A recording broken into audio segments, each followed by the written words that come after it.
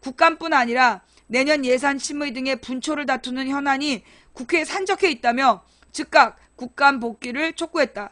조선일보만 이날 여야와 박근혜 대통령 리더십 모두를 비판하는 양비론 사설을 썼으나 보수지들의 주된 기류는 이 대표의 단식과 새누리의 국감 보이콧의 비판 일색이어서 이 대표 등 새누리당을 당혹해 만들 전망이다. 국회 국방위원장인 김영우 새누리당 의원은 전격적인 국감 복귀 선언은 이 같은 보수진영 내 기류와도 무관치 않아 보여 시간이 흐를수록 새누리당 내 선상반란은 더욱 확산될 전망이다. 명분이 없는 거야, 명분이. 원래 이 김재수 해임안은 진짜 해임하겠다는 게 아니라 김재수 해임안을 내놓고 대신 세월호 특조위 기간 연장을 요구하고 그리고 이 어버이 연합 게이트를 그 청문회 하자. 둘 중에 하나라도 받아라. 그걸 요구한 거 아니야. 그런데 솔직히 얘기해갖고요. 나는 화가 나는 게 뭐냐. 그게 선택할 문제냐고. 어버이 연합 게이트하고 그리고 세월호 청문회는 조건을 달아 둘 중에 선택할 문제가 아니라 둘 다 반드시 해야 될 문제야. 그런데 이 세 가지 김재수 해임안도 뭐 하든가 말든가지만 아니 어디서 감히 언론을 협박을 해. 장관 주제에. 그런 건 당장 해임을 해야지. 그리고 그 해임뿐만이 아니라 당연히 세월호 특조위 기간 연장해야 되고 당연히 어버이연합 게이트 청문회해야지. 서별관 게이트 서별관 그 의혹 이것도 청문회해야지. 이게 무슨 선택의 문제야? 당연히 할 문제지. 그런데 이걸 가지고 무슨 맨입 발언 맨입 뭐 너네가 지금 맨입으로 땡깡을 피우고 있는 거잖아. 새누리당이. 정치라는 건 주고받는 거야. 아무것도 안 내놓고 뭐 무조건 박근혜 깽판에 그냥 동조하는 니네가 난쟁이야? 박근혜 공주와 127마리의 난쟁이야? 이 말 괜찮은 것 같아. 박근혜 공주와 127마리 난쟁이. 니네가 지금 뭐하는 짓거리야. 오로지 박근혜 심기에만 몰두해가지고 니네가 그러면서 국민 세금으로 월급 받을 자격이 있어? 새누리당?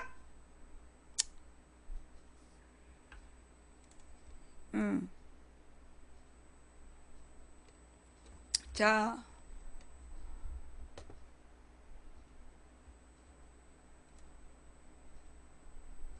그러더니 지금 이 국감 시기에 새누리당이 하는지 좀 봐봐. 지금 여러분 박근혜 지지자들이요. 그 누가 김동길 교수를 비롯해서 박근혜 지지자들이 국회 무용론을 펼치고 있어요. 그거 알죠? 카톡으로 막 돌리고 있잖아. 카톡으로 막 돌리면서 국회 무용론을 펼치고 있어. 그런데 솔직히 국회에서 170명은 일을 열심히 한다고. 일 안 하는 건 127마리야. 근데 왜 국회를 싸잡아 욕을 하면서 왜 지랄이냐고. 잠깐만요. 자, 새누리당 기관 증인들에게 지시해서 국감 방해까지 야당에서 신상진 미방위원장 윤리위에 제소하겠다. 더불어민주당은 27일 미래창조과학방송통신위원회에서는 새누리당 신상진 위원장의 지시로 행정기관장이 국회의 권위를 노골적으로 무시하는 상황이 벌어졌다고 질타했다.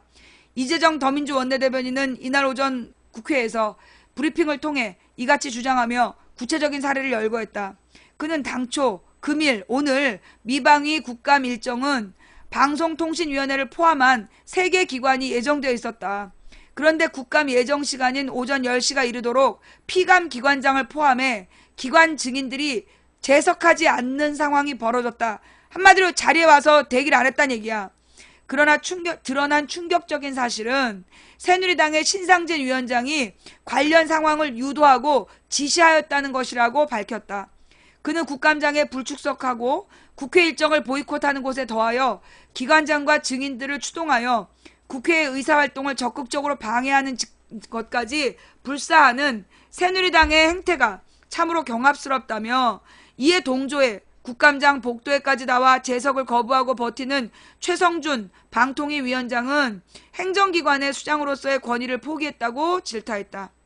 국회 미방위 소속 야당 의원들도 정론관에서 기자회견을 통해 10시 정각 기관 증인들이 제자리에 착석해 있지 않았다. 이유를 알아보니 미방위원장 지시에 의해 그랬다고 한다며 이는 국정감사에 대한 기피 거부뿐 아니라 국정감사를 방해하는 불법적인 행위를 서슴지 않고 있다는 것이 확인된 것이라고 질타했다. 그는 더 나아가 방통위원장은 끝까지 자리에 오지 않았다며 미방위원장의 지시를 받았다는 것 같은데 잘못된 태도도 문제지만 새누리당 신상진 위원장이 권한을 남용해서 국감 방해하는 것에 대해 윤리위 제소 등 법률적 대응을 검토할 것이라고 경고했다. 여러분, 국정감사라는 게 뭐냐면요. 예, 국정감사라는 게 뭐냐. 이거 굉장히 중요한 거예요. 예, 이 국정감사가 사실은 국회의원이 존재하는, 잠깐만요. 뭐야?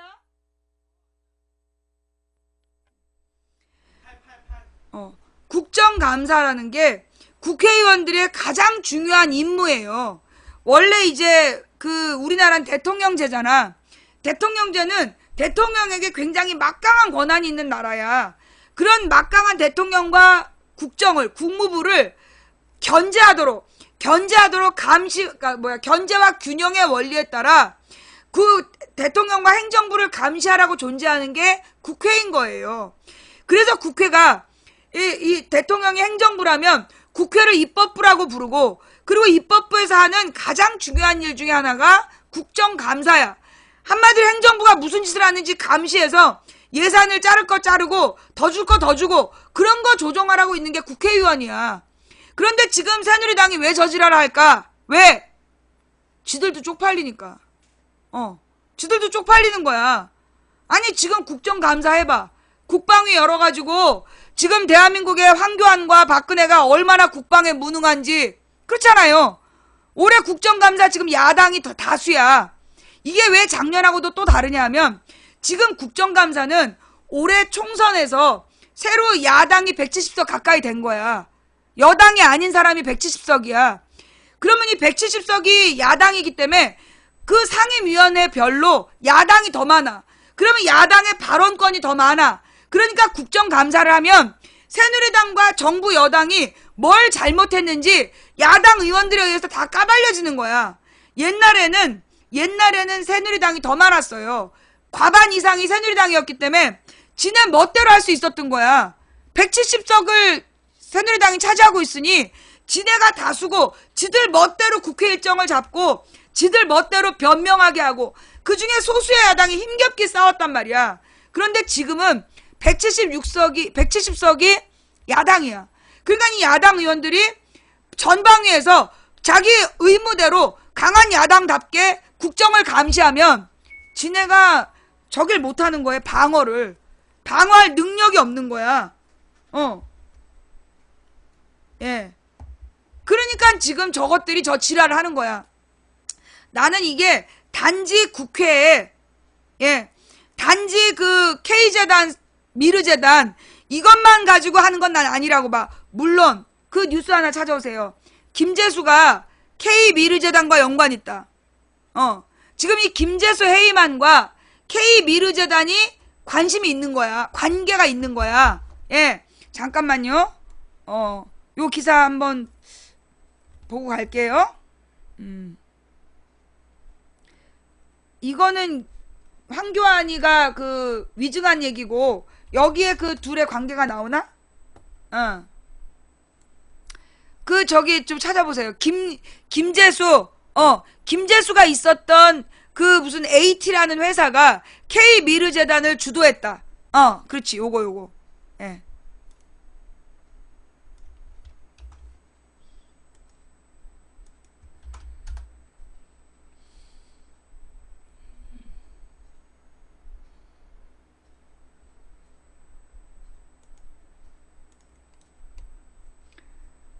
김재수 장관도 미르재단 연루?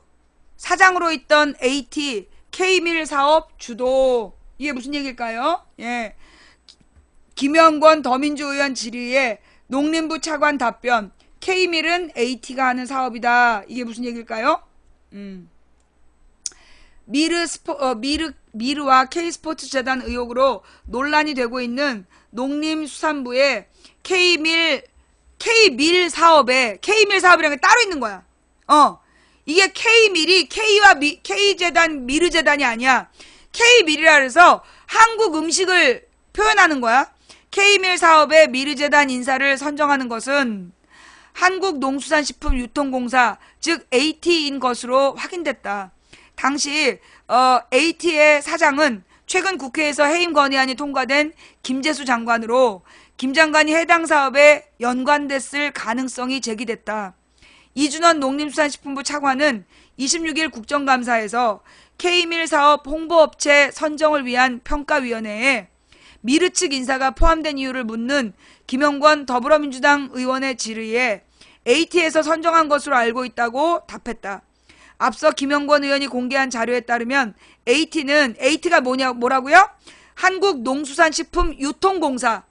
이 모든 농수산식품의 그 문제가 여기서 발생하는 거야. 바로 그 AT에서 그 K밀 사업 홍보업체를 선정하기 위해서 평가위원회를 서울 양재동 AT센터에서 열었다.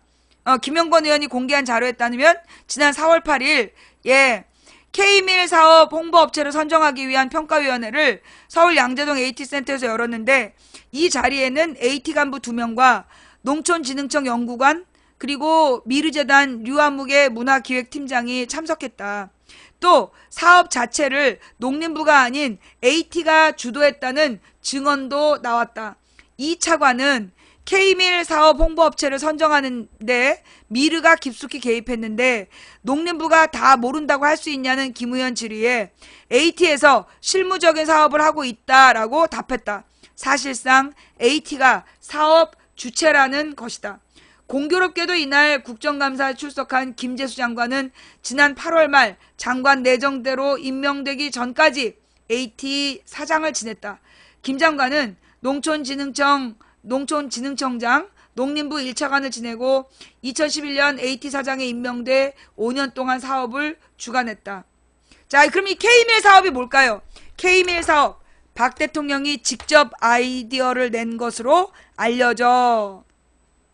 당초 K밀 사업은 박근혜 대통령이 직접 아이디어를 내 농식품부의 식품개발 원조 사업으로 알려져 있다. 지난 6월 박 대통령이 아프리카 순방 당시 펼쳤던 한국형 개발협력 모델 코리아 에이드 중 음식 사업으로 처음 시행됐다. 요게 박근혜가 갔을 때만 반짝하고 나머지 놀고 있는, 그래서 예산 먹는 하마라는 거 아니야. 미르재단은 푸드트럭으로 저개발국의 유아, 가임기 여성 등을 위한 쌀 가공 영양식품을 지원하는 이 사업에 이화여대와 함께 쌀 가공식품 개발자로 이름을 올리고 있다. 미르재단이. 미르재단과 또 그러니까 이화여자대학교와 더불어서 미르재단이 이 이제 개발자로서 이름을 올리고 있다. 사업 홍보업체 선정을 위한 평가위원뿐 아니라 사업 당사자로 참여한 것이다. 이와 관련해 김영권 의원은 쌀 가공식품은 유아와 가임기 여성을 대상으로 하는 영양식품으로 이를 개발하기 위해서는 영양 분야에 대한 전문성이 필요하다며 미르재단은 지난해 10월에 설립해 뚜렷한 성과도 없고 전문성도 없다라고 지적했다. 이어 미르재단이 공정한 절차를 거쳐 사업자로 선정됐는지 의심스럽다. 주무부처인 농림부와 AT는 공개 입찰 과정을 거쳐 미르재단을 선정했는지 공개해야 한다며 특히 사업 시행기관으로 미르재단을 선정할 당시 AT 사장이었던 김재수 장관이 해명해야 한다라고 강조했다. 한편 미르재단은 박근혜 대통령의 비선 실세로 알려진 최순실 씨와 청와대가 전경련 등 개발 기업들의 모금 과정에 개입했다는 의혹을 받고 있다.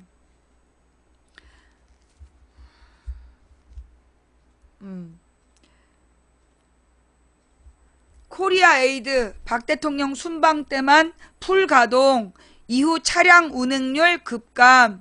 지금 이제 박근혜가 해외에 뻔질나게 돌아다니면서 뭔 이런 다 잡짓거리만 한 거야. 아무런 도움도 안 되고 박근혜가 왔다 갈 때 그때 형식적으로 반짝하는 그런 보여주기식 행사, 이런 거에 돈 쓰고 돌아다니는 거야.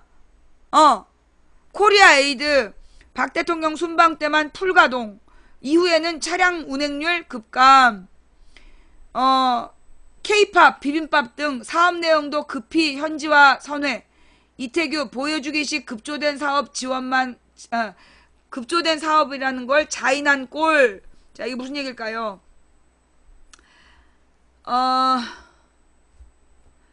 박근혜 대통령이 지난 5월 30일 오전 현지 시간 우간다 은피지 농업 지도자 연수원 개원식에 참석한 뒤 코리아에이드 사업 현황 시찰을 했다. 박 대통령이 쌀 가공식품을 제공하는 푸드트럭에서 담당자와 이야기하고 있다. 이런 이제 사진을 찍은 거야. 그리고 이걸 또 홍보로 쓴 거야. 한국국제협력단이 지난 5월에서 6월 박근혜 대통령의 아프리카 순방 이후 코리아 에이드 사업을 위해 배치한 차량 10대의 사업 시행일 차량 운행률이 51.2%로 순방 당시에 비해 절반으로 급락한 것으로 나타났다. 사업 내용 역시 비빔밥이나 K-팝 영상 등에서 급히 변경되는 등 졸속으로 기획된 사업임이 드러났다는 지적이다. 26일 머니투데이 더 300 머니투데이 더 300이 국회 외교통일위원회 소속 이태규 국민의당 의원으로부터 단독 입수한 외교부의 코리아에이드 차량 운행 내역에 따르면 코리아에이드의 각 부분 사업을 위해 에티오피아, 우간다, 케냐의 각 국가별로 10대씩 배치된 차량들이 박 대통령 순방 이후 지난달까지 운행된 횟수는 총 26일 133대에 불과 박 대통령 순방 당시에 모든 차량이 운행됐던 데 비해 약 51.2%로 급락한 것으로 나타났다. 심지어 문화, 즉 영상 차량 한 대만 달랑 사업을 진행한 날도 있는 것으로 파악됐다.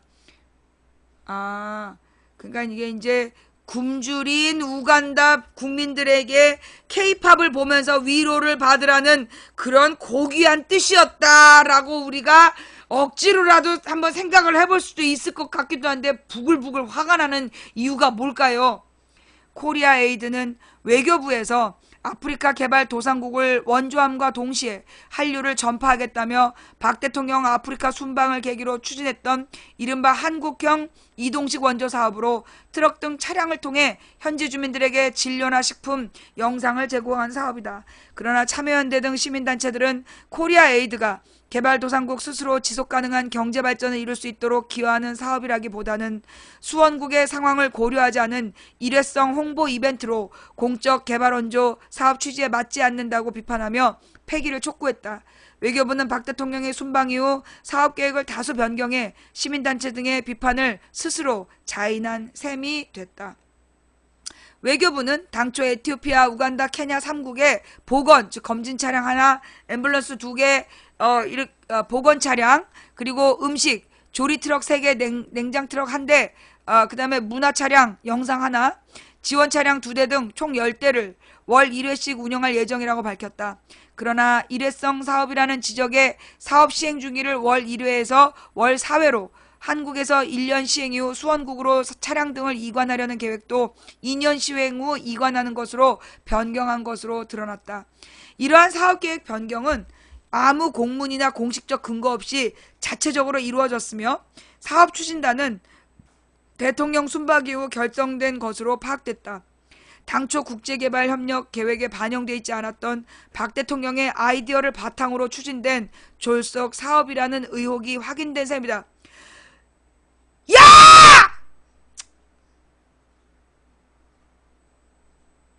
어디에 물어볼 데가 없어서 박근혜 아이디어로 진짜 씨!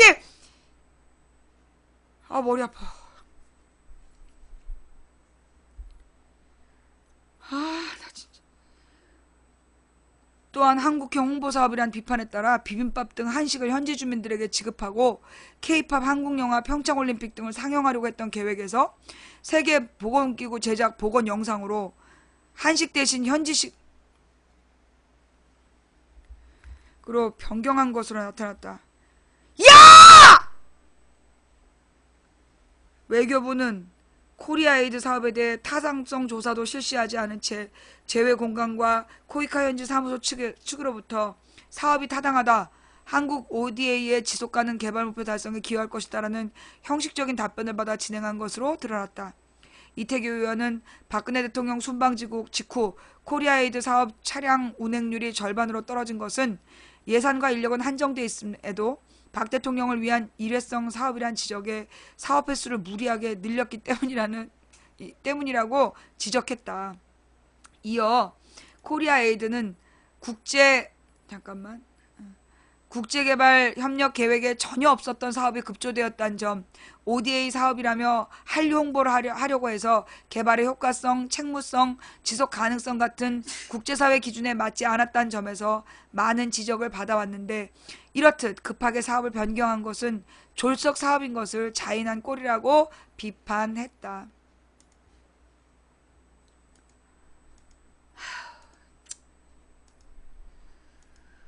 망신, 개망신.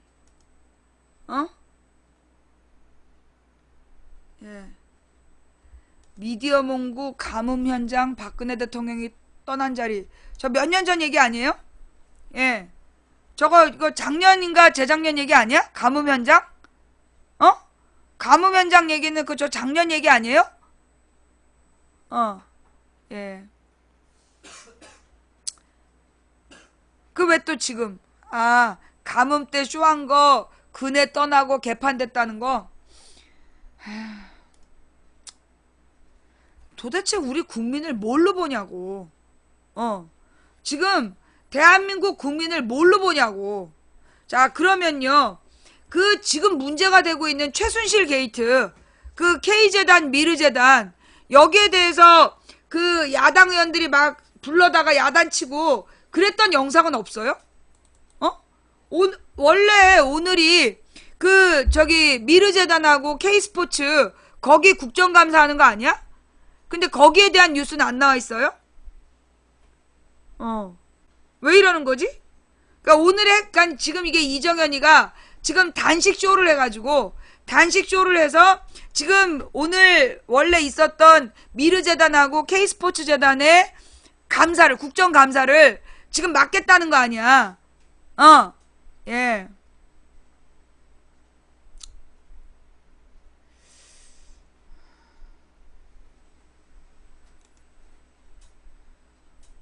그렇다고 덮이면 되겠어? 그렇다고 덮이면 되겠냐고. 아마 이제 오늘 있었던 뉴스가 뭐 오늘 밤이나 뭐 이렇게 나오겠죠. 그죠? 예. 오늘 있었던 국감 내용이 오늘 밤이나 이렇게 나오면 여러분들 관심을 갖고 클릭도 해주시고 그래야 된다. 문체부 직접 찾아가서 미르재단 설립 허가서를 받고 야근까지 해가면서 결제. 이게 뭔 짓이야 이게 지금. 지금 조상궁이를 기어이 문화체육관광부 장관으로 앉히려고 한 이유가 요 미르재단하고 K재단이 문체부에서 관리하는 데야. 이게 재단이라는 게 뭐냐면요. 예, 이게 재단이라는 게 뭐냐면, 일단 보고 얘기합시다.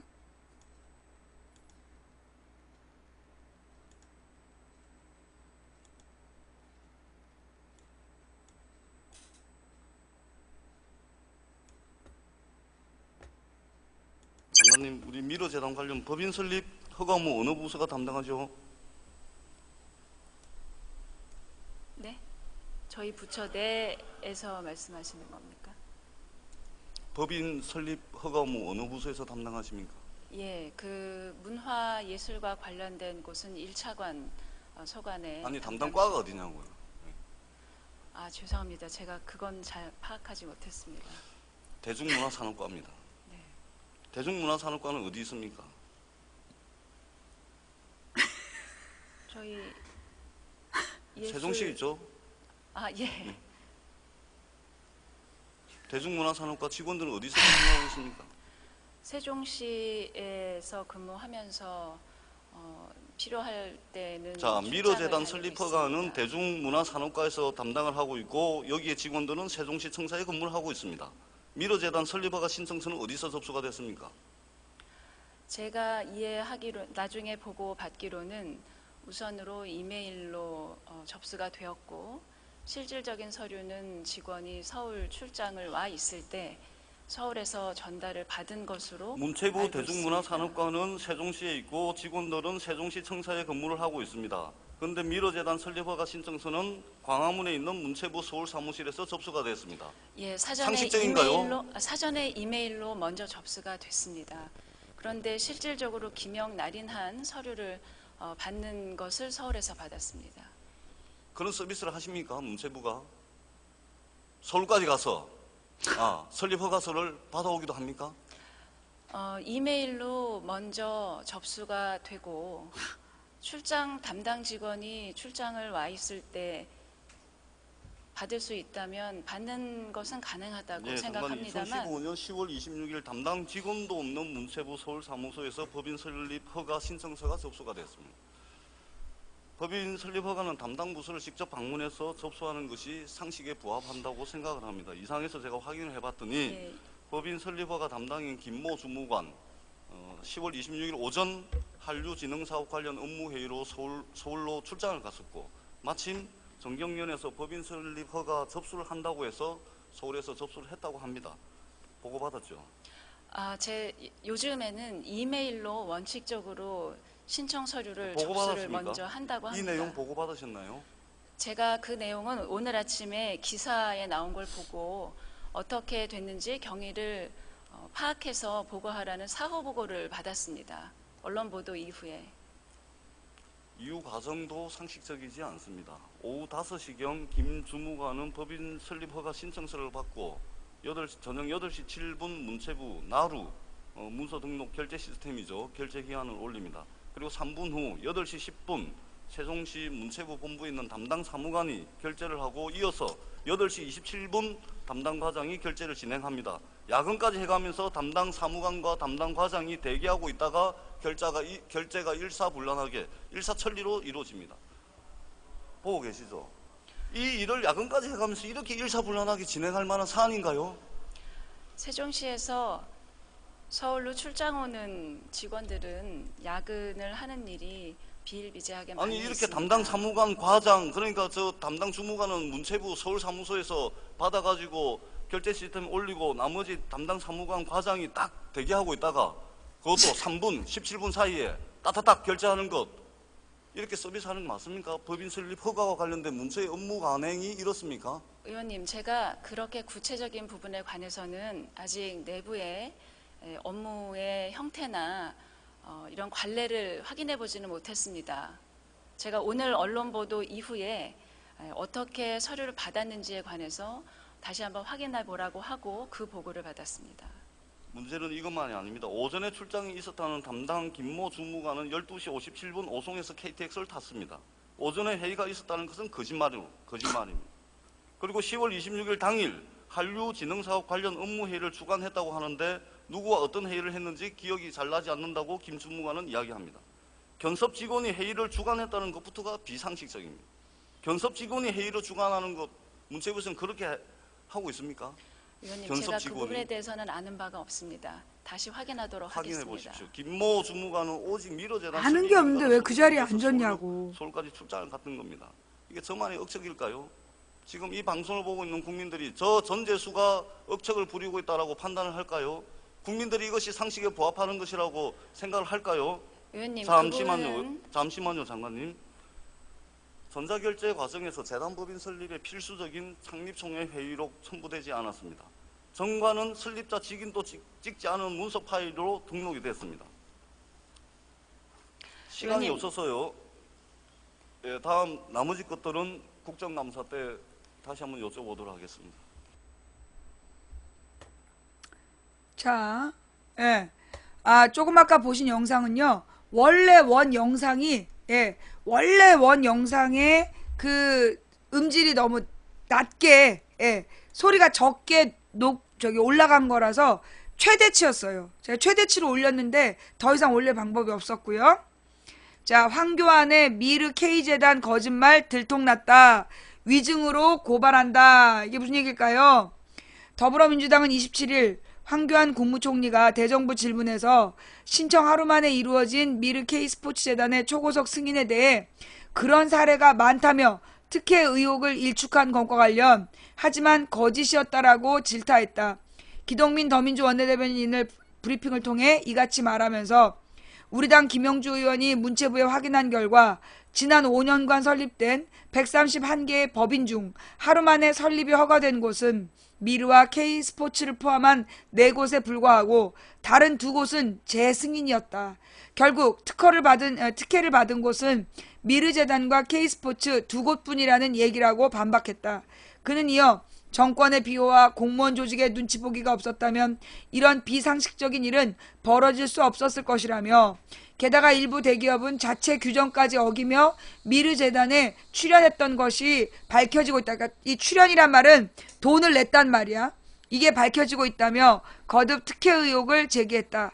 그는 황교안 총리는 명백한 진실을 감춘 채 무책임한 답변으로 국회를 우롱하고 국민을 속이려고 했다. 국회와 국민에게 사과하고 책임을 져야 한다면서 우리 당은 고발 조치를 포함한 책임을 묻기 위한 모든 수단을 강구할 것이라며 위증으로 고발할 것임을 분명히 했다. 한마디로 이제 그래서요 여러분, 저는 지금 우리가 이제 찾아봐야 될 게 그 전두환의 일해재단, 전두환의 일해재단에 대한 혹시 잘 나온 기사 있어요? 그러니까 이게 뭐 때문에 이 사람들이 분노하고 있냐 하면 이게 이제 전두환이 이제 80년부터 87년까지 우리나라의 대통령으로 앉아있을 때 그때 일해재단이라는 걸 만들었어. 그 일해재단이라는 걸 만들어가지고 재벌들한테 삥을 뜯은 거예요. 그 삥을 뜯은 게 그게 5천억이었어. 그래서 5천억이라는 삥을 뜯어갖고 그걸로 자기가 정치 자금을 했단 말이야. 그래서 그 일해재단 문제가 터지면서 나중에 전두환이가 이제 그걸로 그 추징금까지 받고 이렇게 된 거예요. 예. 그리고 이제 나중에 노태우가 집권했을 때는 노태우는 9천억을 해먹었어. 그래서 이제 이 노태우하고 전두환이 임기 이후에 실형 선고받고 추징금을 받게 됐던 그런 상황이었어요. 80년대에 5천억이면 지금으로 따지면 이 10배, 한 5조 원 된다고 봐야 돼. 10배에서 20배? 아니, 한 15배 정도를 보면 돼. 그러니까 한 지금으로 따지면 15배. 그러면 7.5조? 당시 이제 그 전두환이가 재벌들한테 삥 뜯은 돈이 그걸 내가 어떻게 아냐? 그때 당시에 전두환 때 내가 살았던 옛날 집이 2천만 원이었어. 그때 우리 엄마가 집을 사고 팔고 나한테 알려줬기 때문에 안단 말이야. 그때 2천만 원에 집 한 채를 샀단 말이에요. 근데 그 집이 지금 2배로 올랐어. 그러니까 10배로 올랐어. 2억이야, 2억. 2억이 된 거야. 그러니까 같은 집이 2억이 됐다면, 아니지, 3억이 된 거지, 3억. 그러니까 그렇게 계산을 해보면, 당시에 5천억이, 그것도 이게 우리 동네니까, 신창동이라는 이 꼴촌 동네에서 있었던 일이니까, 지금으로 그 당시에 만약에 그 5천억으로 강남에 아파트를 샀다면, 지금 뭐 수십 배로 올랐겠죠? 최소 15배는 올랐다고 봐야 된다는 거야. 그러면 한 7.5조 정도를, 7조 5천억 정도를, 이 재벌들한테 삥을 뜯어가지고, 그걸로 지금 정치 작업을 하려고 그랬었던 사건이었어. 근데 그거에 비하면, 지금 박근혜 800억은 돈도 아니다 싶은데, 이 재단이라는 게, 여러분, 재단이라는 걸 똑바로 알아야 돼요. 이 재단이랑 내가 옛날에 재단에서 일해봤고 재단을 만들려는 사람들을 도와줘 본 적이 있어. 재단이라는 건 어떻게 해야 되냐면요, 그 여러 사람한테 돈을 모으는 거야. 그래갖고 이제 그 출연금이라는 걸 받아. 그래가지고 이제 사람들한테 돈을 빌려가지고, 그러니까 돈을 받아가지고, 그러니까 기부금을 받는 거야. 기부금을 받아서 몸집 돈을 만들어. 그러니까 이 돈은 이 재단을 운영하기 위한 기본금이 되는 거야. 이 돈은 움직이지 않는 돈. 그러니까 주로 고정 자산이 되는 거야.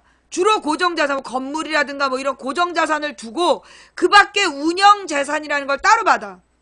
이제 운영 재산이라는 걸 따로 만드는 거야. 운영 재산이라는 건 뭐냐면 이 재단을 운영하기 위해서 뭐 임금도 주고, 그래서 쓸 수 있는 돈이야.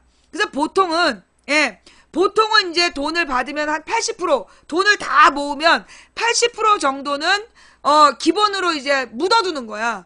묻어두고 20% 정도를 가지고 굴려. 이걸로 무슨 수익 사업도 하고 이래가지고 거기서 나온 수익금으로 재단 활동을 하는 거야. 가령 뭐 그 소아 심장병 환자 돕기 재단 이런 걸 만들었다. 기부금을 받아. 한 10억 정도를 받아서 8억으로는 건물이라든가 이 재단을 중장기적으로 운영하기 위해서 토지나 건물 같은 걸 매입을 해가지고 묻어둔다고. 그리고 2억 정도를 가지고 임금을 주고 무슨 이제 홈페이지를 운영하고 이런 식으로 하면서 계속해서 어떤 뭐 무슨 물건을 사고 판다든가 이런 수익 사업을 해가지고 기부받은 물건을 판다든가 이래서 그 수익 사업을 해서 생긴 돈으로 소아 어린이 재단에다가 돈을 보내는 거야. 예, 그렇게 한다는 거야. 그런데 이 K재단하고 미르재단은 돈을 800억을 모았는데 그 800억 중에서 그 고정 자산으로 묶어두는 건 20%밖에 안 되고 80%를 지들 멋대로 쓸 수 있게끔 만들었다는 거야. 그러니까 이 재단의 정체가 뭐냐 이거지. 원래 재단은 80%를 묶어두고 20%를 운영하는데 이 미르재단하고 K재단은 800억 중에 그러니까 20%만 묶어두고 80%를 지들 멋대로 쓸 수 있게 풀어놨단 말이야. 그게 뭔가 여기가 수상하다는 얘기지. 그러니까 이제 그리고 이제 이 재단을 만들 때는 이게 모든 이제 그 국무회의에다가 그 재단의 존재를 알려. 그래서 재단이 이러이러한 일을 할 거고 이러이러한 사람들이 이사들이고 이렇게 창립총회를 했고 앞으로 이렇게 회의를 한다. 그리고 1년 동안에 총 쓰는 모금액은 얼마이고 뭐 지출은 얼마이다. 그걸 해마다 그 국무부 해당 부처에다가 재단 설립을 허가받은 부처에다가 보고서를 내야 돼요. 그게 재단이야. 그러니까 K재단, 미르재단이 1년 동안 돈을 어디다 쓰고 이런 거를 문체부에 보고를 하는 거야, 해마다. 그러면 문체부에서 봤는데 얘네가 재단 설립 목적과 달리 돈을 쓰면 재단 설립 허가를 취소할 수 있어. 그럼 돈을 모두 돌려줘야 돼. 그게 내가 알고 있는 재단에 대한 이야기예요. 제가 혹시 잘못 얘기한 거 있나요? 제가 혹시 재단에 대해서 잘못 설명한 거 있어요? 재단 설립이 허가가 취소되면 수익 활동을 못 해. 예. 이런 그 재단의 설립 목적에 맞는 활동을 못 해요. 뭐 교육 활동이라든가 뭐 무슨 기부 활동이라든가 뭐 누구누구를 지원하는 활동이라든가 전체가 다 금지되는 거야. 그게 재단이라는 건데 지금 미르재단하고 K재단은 걸 만들 때 원래는 그러니까 복잡하게 이사진을 다 모집을 해. 그럼 사람들이 돈 내는 거니까 잘 안 모인단 말이야. 근데 그 이사진을 막 모집을 해가지고 창립총회를 또 해야 돼. 그래서 창립총회 회의록이 기록으로 남아야 돼. 발언이 다 기록으로 남아야 돼. 그걸 우리가 막 녹취해갖고 쓴단 말이야. 그런데 이 K재단하고 미르재단은 기본적으로 이사진으로 꾸려진 사람들이 자기가 이사인지 몰라. 동의를 안 했단 얘기야. 그럼 이거 재단이 꾸려질 수가 없어. 두 번째, 창립총회를 했다라고 보고서가 올라왔는데 그 창립총회가 없었어. 그 회의에 참석자들이 그 회의에 참석한 일이 없는 거야. 그럼 이게 가짜야. 그런데 그나마 그 재단에 대한 이 설명이 이사진과 무슨 그다음에 그 설립 목적이라는 걸 다 만들어야 돼. 그리고 설립 계획, 그리고 앞으로 운영 계획 같은 걸 쫙 서류를 만들어야 되는데 거기서 하나만 어긋나도 허가를 안 해줘. 뭐 하나만 부족해도 허가를 안 해줘. 그래서 그거를 며칠씩 걸려가지고 빈틈없이 서류를 만드느라 고생을 한단 말이야. 근데 미르재단하고 K재단은 이름만 다르고 재단 이름만 다르고 서류가 똑같은 거야. 예. 자, 여기 영상으로 설명한 건가요? 좀 쉽게? 예.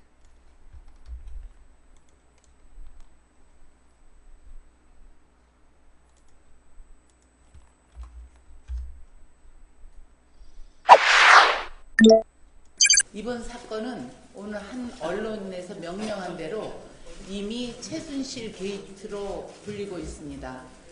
그런데 저는 미르재단, K스포츠 재단이 만들어진 과정을 보면서 70년대 구국봉사단이 떠올랐습니다.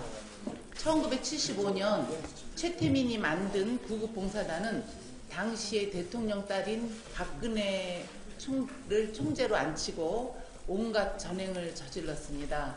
당시 중앙정보부가 작성한 것으로 알려진 기록을 보면 최태민은 대기업 총수와 고위 임원들 60여 명을 불러다가 거액을 구국봉사단에 각출하게 하고 온갖 행정기관의 지원 속에 세력을 확장해 온갖 부정부패를 일삼았습니다. 중앙정보부가 이를 박정희 대통령에게 보고하고 박정희 대통령께서 최태민을 친국했지만 당시 박근혜 대통령, 현재 대통령이 모든 의혹이 음해라며 반발했다고 합니다. 나중에 수사 결과 최태민 씨는 당시 돈으로 2억 원을 거액을 횡령한 혐의로 처벌을 받았습니다. 그런데 70년대에 구국봉사단과 같은 게이트가 21세기에도 벌어지고 있는 것입니다. 이번에는 최태민 씨의 딸인 최순실 씨가 등장했습니다. 최순실 씨는 재단 이사장을 추천하는 등 이 설립 과정에 개입했습니다. 미르 재단과 K스포츠 재단에는 대기업들이 수백억 원의 돈을 각출한 게 언론에 나와 있습니다. 정부 부처들이 일사천리로 재단을 승인을 했는데 이게 어떻게 정부가 개입하지 않고 일어날 수 있는 일이라고 하는지 거기에 대해서는 대통령께서 생각해 봐야 될 거랍니다. 특별감찰관이 이 과정에 개입한 것으로 의심되는 청와대 수석을 내사했지만 제대로 조사조차 하지 못했습니다. 의혹에 대해 박 대통령은 사실을 규명하기는커녕 비상시국에 난무하는 폭로성 발언이 사회를 흔들고 있다. 이렇게 근거 없는 은혜라고 하고 있습니다. 70년대의 구국봉사단과 이번 사건의 전개에 박근혜 대통령의 반응이 너무나 똑같습니다. 최순실 씨는 대를 이어 부녀가 박근혜 대통령을 위한 재단 만들기에 나선 것 아닙니까? 박근혜 대통령은 70년대 구국봉사단 사건 때의 오역을 되풀이하실 겁니까? 박근혜 대통령께서 최태민, 최순실과의 악연을 끊어야 하고 이에 대해 정확한 진상조사를 해서 비선 실세를 정리하기 바랍니다. 청와대 문고리 권력과 우병우 수석도 정리해야 이번에 국민들께서 그 대통령을 볼 수 있는 마지막에 저는 기회라고 생각합니다. 이 게이트를 정리해 주시기 바랍니다. 이상입니다. 자, 그 다음에 또 다른 내용은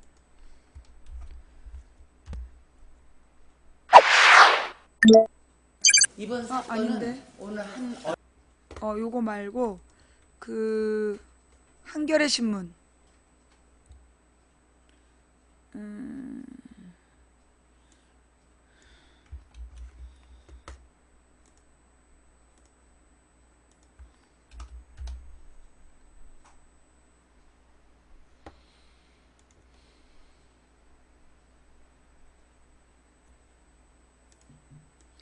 이래재단처럼 미르 K스포츠 기업 자발적 출연, 전두환 정권 이래재단 599억 모금, 정주영 내라고 하니까 강제성 폭로, 재단 기록 조작 은폐도 닮은 꼴. 이래재단은 599억만 모금을 했구나. 전두환 비자금이 5천억이고, 예. 전두환 정권 이래재단의 599억 원과 박근혜 정부 미르 K스포츠 재단의 774억 원, 미르 K스포츠의 수백억 원대 재산 모금과 설립, 운영 과정에 권력이 개입한 정황이 드러나면서 30여 년의 시간을 뛰어넘어 오공비리의 축소판이라고 불려온 이래재단과 미르 K스포츠 재단의 유사성을 짚는 목소리도 커지고 있다. 그래, 이런 걸 읽어봐야 돼. 자, 정정할게요. 전두환이 만든 총 비자금이 5천억이었고 그 중에 이래재단이라는 걸 통해서 만든 게 599억 원이었다. 예. 자, 그러면 이 전두환이 만들었던 599억과 박근혜 정부에서 774억 원의 관계. 자, 버마 아웅산 폭탄 테러 유족을 위한 재단이라는 명분으로 1983년 만들어진 이래재단의 민낯은 5년 뒤 이래재단 청문회를 통해 낱낱이 드러난 바 있다. 이래재단에 대해 당시 청문회를 관측한 언론들은 테러 유족을 위한 취지로 이야기됐다가 설립되는 전임 대통령의 거처로 변모하게 됐다고 전했다.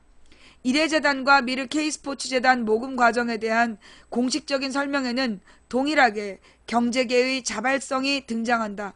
이래재단 모금과 설립 과정을 주도한 것으로 지목된 장세동 씨는 청문회에 나와 그 강제 모금은 있을 수도 없고 있어서도 안 되고 있을 필요도 없었다. 경제인들 스스로가 상호 협의 조정해서 결정했다라고 밝혔다. 이틀 뒤 정주영 현대그룹 명예회장이 모금 과정의 강제성을 폭로하며 장 전 실장의 주장이 거짓으로 드러났다. 내라고 하니까 내는 게 마음 편할 것 같아서 냈다. 그 다음부터는 내기가 힘들어졌으나 그렇다고 안 낼 수도 없었다. 이게 정주영이니까 가능했던, 만약에 삼성이나 무슨 LG에서 이렇게 얘기하면 난리가 났겠죠. 정주영 전 명예회장의 발언이었다. 미르 K스포츠재단 역시 각 기업들이 필요에 의해 자발적으로 설립한 재단이란 점을 강조하고 있다. 하지만 이석수 특별감찰관이 두 재단의 모금 과정에 대해 내사에 착수했던 사실 등이 추가로 드러나며 기업 모금에 청와대가 직접 개입했다는 의혹이 커져가고 있다. 재단과 관련된 기록은 이래재단과 미르 K스포츠재단 모두에서 감춰지거나 조작됐다. 이래재단 청문회에서 국회에 제출된 재단의 격리 장부가 청문회를 앞두고 조작된 것이었다는 사실이 내부자들의 증언으로 드러난 바 있다. 자금을 받고 기업들에게 써준 영수증의 서명 역시 날조된 것으로 확인됐다. 국회가 문화체육관광부로부터 받은 미르 K스포츠재단의 설립 인가 관련 서류들과 직인 역시 관계자들의 증언을 통해 조작임이 확인됐다. 더불어민주당은 전날에 이어 21일에도 현안 브리핑을 통해 미르재단과 K스포츠재단의 설립과 운영에 대해 많은 의혹이 제기되고 있다. 전두환 정권 당시 이래재단의 대접이 같다며 미르 K스포츠재단의 재단을 제2의 이래재단으로 규정했다. 이게 왜 이런 의혹을 낳느냐 하면 지금 박근혜 사람들이 소위 전두환 때, 박정희 전두환 때 이런 짓 했던 사람들이야. 박근혜를 둘러싸고 있는 할아버지들이 옛날 30년 전에 저런 짓 했던 사람들이야. 그 사람들이 지금 박근혜 주변에 있는 거야. 그래서 이 사람들이 그 의혹을 낳고 있는 거죠. 혹시 30년 전에 했던 짓을 또 하고 있는 거 아니냐라는 의혹을 낳고 있다. 좌우지간 어버이연합 게이트, 이 K재단, 미르재단 게이트, 여기에 다 연관된 게 전경련이에요. 그래갖고 이제 전경련을 어젠가 이렇게 감사를 했다며. 자, 왜 전경련이 이 모든 문제에 등장하는가?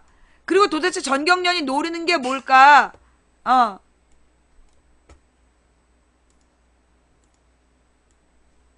권영철의 Y뉴스도 우리가 놓치지 말아야 할 코너죠. 권영철 선임기자 어서 오십시오. 안녕하십니까. 예, 오늘 Y뉴스. 저도 사실은 굉장히 궁금했던 부분인데 잡아오셨네요. 예, 미르재단과 K스포츠재단 문제가 지금 국정감사에서 뜨거운 감자가 되고 있어야 되는데 여당의 지금 국정감사 파업 때문에 지금 제대로 다뤄지지 못하고 있습니다. 그렇죠. 어쨌건 박근혜 대통령의 최측근으로 알려진 최순실 씨가 연루됐다는 의혹이 확산되면서 이제 최순실 게이트 이렇게 불리기도 합니다. 그렇습니다. 그런데 전경련이 갑자기 전면에 나서기 시작했어요. 박근혜 대통령이 지난 22일 최순실 의혹에 대해서 사회를 뒤흔들고 혼란을 가중시키는 좀 그렇게 얘기를 하면서 사실 무근이라는 얘기를 했잖아요. 예. 그 이후에 전경련 이성철 상근 부회장이 청와대의 개입설을 부인하면서 자신의 아이디어로 추진이 됐고 앞으로 두 재단의 이름을 바꾸고 사무실을 이전하고 이사진을 교체하겠다. 이렇게 얘기를 하고 나섰습니다. 전국경제인연합회의 상근 부회장이 나서서 내가 한 거다. 그러니까 전경련이 모든 걸 다 한 것처럼 이렇게 주장하고 나선 거죠. 그래서 전경련은 왜 두 재단과 관련해서 독박을 쓰리하나 이렇게 제목을 정해봤습니다. 독박. 참 독박이란 단어 오랜만에 듣네요. 이게 무슨 말입니까? 정경련의 얘기를 들어보면은 미르재단이나 K스포츠재단은 정경련에서 아이디어를 냈고 예. 기업별로 모금 액수를 할당해서 모금을 했다는 거고 청와대는 아무 관련도 없고 정경련이 알아서 해설 따릅니다. 예, 예. 이런 얘기잖아요. 그렇죠. 이성철 부회장이 언론 인터뷰에서 기업들의 자발적인 참여가 있었고 예, 예. 내가 안을 내고 총괄했을 뿐 제기되고 있는 의혹과는 관련이 없다. 억울하다. 그러면서 앞으로 대대적인 개혁에 나서겠다는 얘기를 했는데 근데 진짜로 전경련이 나서서 다 모금을 했고 기업들이 자발적으로 참여했고 그럴 수 있는 거 아닙니까? 실제 그렇게 했습니다. 했는데 예. 정경련이 언제부터 그렇게 막강한 조직이었죠? 아. 정경련 상근 부회장이 청와대 경제수석과 부검관은 권력자였나요? 전경련 상근 부회장이 돈 내라, 수십억 내라 하면 정말 기업들이 척척 낼 만큼의 힘이 있느냐 그 말씀이시군요. 정경련 상근 부회장의 말 한마디에 대기업들이 자발적으로 800억 원을 모금을 했다? 그것도 순식간에. 그게 가능한 얘기인가요? 그렇군요. 정경련은 회원사 위에 군림하는 조직이 아닙니다. 정경련이 있고 밑에 삼성, 현대, SK, LG가 있는 게 아니에요. 아니에요. 예. 각 회원사들이 회비를 내서 정경련이라는 단체를 만들어서 예, 예. 개별 기업이 하면은 정부의 로비처럼 뭐 비춰지니까 예. 대행하는 조직으로 만들어 놓은 겁니다. 그러니까 갑과 을로 따지자면 기업이 갑이고 전경련이 을이란 얘기예요. 당연히 그렇죠.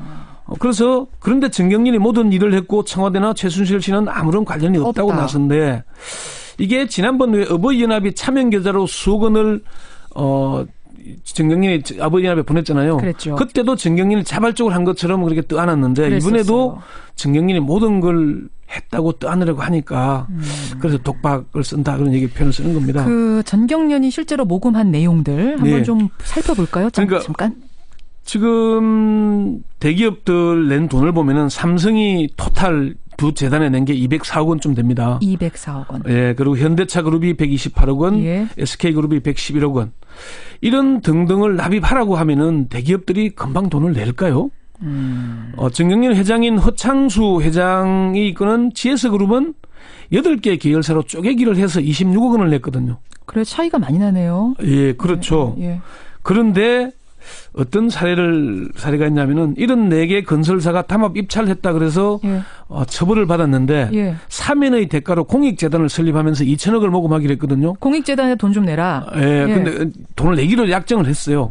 그런데 두 재단에 돈을 낸 4개 4대 대형 건설회사들이 그 재단에 돈을 낸 것은 550억 원을 내기로 했는데 3%에도 못 미치는 16억 원만 냈어요.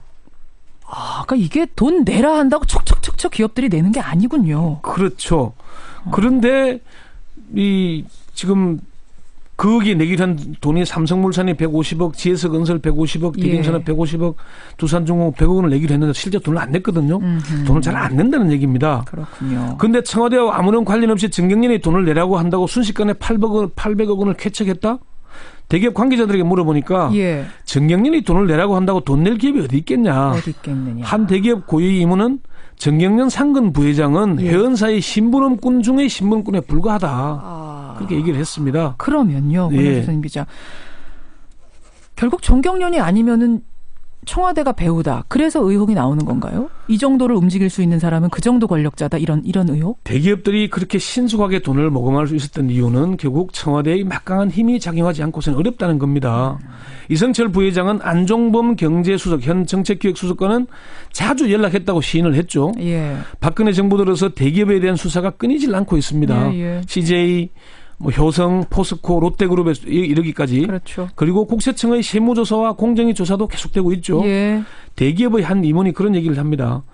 대기업들로서는 권력이 무서울 수밖에 없다. 무서울 수밖에 없다. 예, 특히 대기업들을 컨트롤하는 건 검찰만이 아니라 국세청, 공정위, 금감원까지 나서서 해당 기업을 탈탈 턴다. 탈탈 턴다. 최근 검찰 수사를 받았던 한 대기업 임원이 그런 얘기를 했습니다. 뭐라고요? 오너가 구속된 뒤에도 국세청과 공정위에서 조사에 착수하는 바람에 예. 이러다가는 회사의 존립이 위태롭겠다는 위기감이 들었다. 거기가 나서서 털기 시작하면 정말 회사가 망할 수 있는 정도의 위협감을 느끼기 때문에 심지어 권력이 밑보일 경우에 국세청이 나설 것이고 그러면은 수백억 원 이상 추징당하는 건 기본이기 때문에 차라리 내라는 돈을 내는 게 편하다 그런 얘기를 했습니다.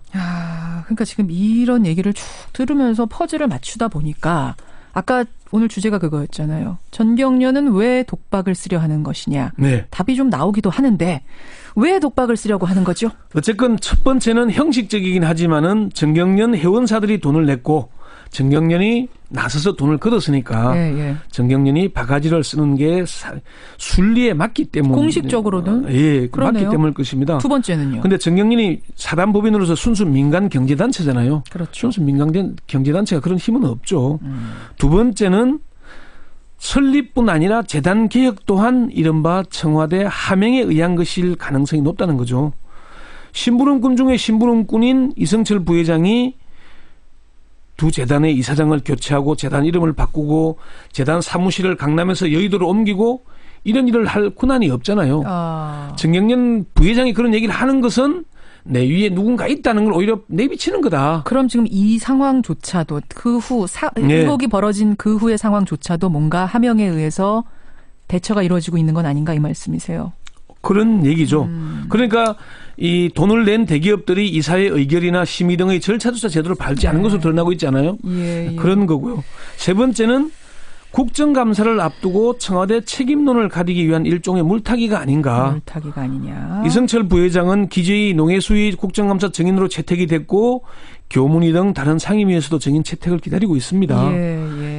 이성철 부회장이 모든 책임을 떠안아서 국정감사를 돌파하려는 꼼수 아니냐. 여기에 사상 초유의 집권 여당인 새누리당 이정현 대표의 단식 농성도 두 재단 그리고 비선 실체 의혹 등에 대한 국정감사를 파행시키려는 의도가 아닌가 비판을 받고 있습니다.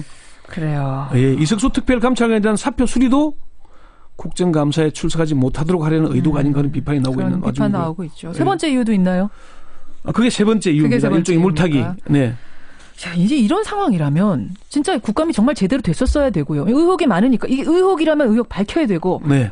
그야말로 찌라시라면 찌라시인 거 밝혀야 되는 거 아닙니까? 근데 국감이 멈춰 있어요. 그러다 보니까 특검 얘기가 나오네요. 그렇습니다. 지금 뭐 국정감사가 제대로 가동이 되지 않고 있으니까 그리고 정부의 의지가 없다면은 오히려 특별검사 해야 되는 것 아니냐.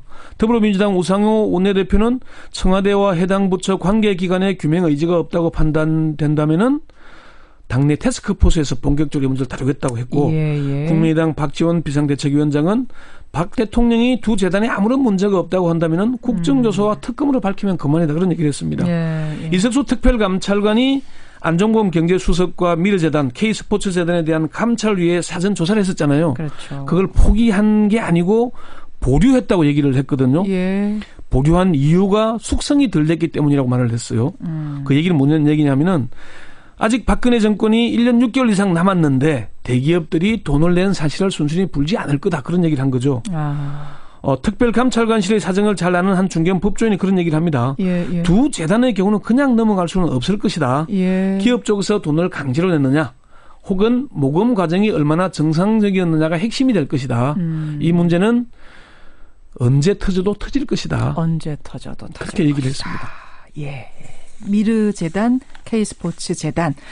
지금 뭐 워낙 하루가 다르게 여러 가지 이슈들이 터져서 우리가 또 잊을 수 있는데요. 의혹으로 크게 불거졌던 건 어쨌든 이쪽이 됐든 저쪽이 됐든 마무리는 확실하게 국민들이 챙겨서 짚고 가야겠습니다. 그러니까 이게 정권 싸움에서 정치권의 싸움으로 보면 안 됩니다. 본질을 봐야 됩니다. 본질을 봐달라는 당부 드리면서 권영철 선임 기자 수고하셨습니다. 네. 사실 이제 이 K재단이나 미르재단에 대해서 솔직히 내 느낌엔요. 국민들이 별 관심이 없는 것 같아요. 지금 언론사는 막 K스포츠 그 미르재단에 대해서 막 보도하고 있는데 솔직히 국민들한테는 별 관심이 없는 것 같아. 내가 잘못 본 건가? 제가 볼 때는 지금 K스포츠재단이나 이 미르재단의 비리가 뭐 뻔한 거 아니냐 이런 수준이야.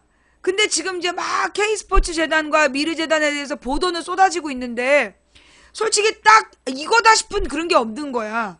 그죠? 예. 그러니까 우리가 먹고 살기 힘든데 저렇게 재벌들끼리 돈을 뭐 700억을 가져갔네 어쨌네. 그리고 이게 지금 뭘 하려는 건지 불명확한, 그러니까 아직 이게 K재단이나 이 미르재단 문제가 무르익지 않았다는 말이 딱 맞는 것 같아요. 지금 이게 도대체 뭐가 문제인지가 명확하게 느껴지지 않는 문제야. 그러면서 지금 드는 생각은 뭐냐 하면 지금 이 국정감사가 K재단하고 미르재단 문제인가? 그게 지금 제일 중요한 현안인가? 그 부분에 대한 의혹이 드는 거예요. 근데 사실은요, 진짜 중요한 거는 잘 보지 않는 이런 뉴스. 보이콧 한다더니 새누리당 그 세월호 특별법 개정 또 발목. 지금 새누리당이 모든 그 국회 일정을 보이콧한다 그랬잖아. 그래놓고 세월호 특별법 개정은, 그러니까 170명이 알아서 그럼 야당끼리 하겠다. 그러니까 이 개정은 또 발목을 잡고 있는 거야. 예. 어떻게 보면 제가 볼 때는요, 지금 이번 국회에서 가장 중심이 돼야 되는 게 세월호 특조위, 그 다음에 국정원 댓글 사건, 그리고 세월호 특조위하고 국정원 댓글 사건, 그리고 백남기 사건, 백남기 사망 사건, 난 이런 게 좀 중심이 돼야 되는 거 아닌가. 그리고 지금 K재단이나 미르재단은 아직 뭐가 드러나지가 않았어. 근데 여기에 너무 올인하는 것 같은 느낌이 든다는 거지. 차라리 어버이연합 게이트 이런 것들을 더 중심으로 삼아야 되는 거 아닌가. 근데 막 모든 여론이, 그러니까 솔직히 내가 아무리 들여다봐도 K재단, 미르재단을 보면 이게 뭐 돈을 몇백억 모았어. 그런데 문제는 뭐냐? 이 돈을 어디다 쓴 게 아니야. 그렇지 않아요? 이 K재단하고 미르재단 뉴스를 내가 계속 보면서 느끼는 게 그 800억을 모아서 어디다 쓴 게 아니야.